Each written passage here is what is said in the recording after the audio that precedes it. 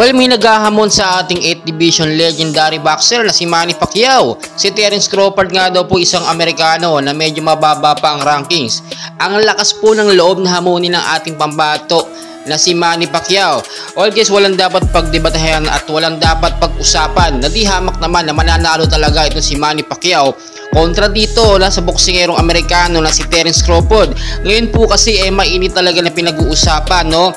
At may naka-line up na laban itong si Manny Pacquiao. Kibuakaw nga po.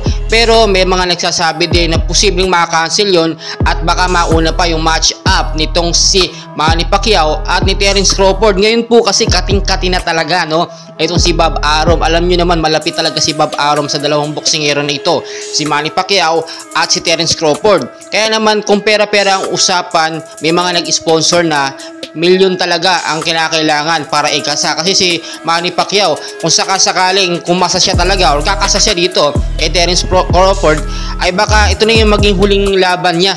Dahil siyempre paritiro na ito, 44 na, may edad na at hindi na ganun kaliksi at kalakas ang stamina, hindi na masyadong tumatagal sa laban. Madalas nga, no, kung huling mga naging laban ni Manny Pacquiao, dihado talaga siya doon.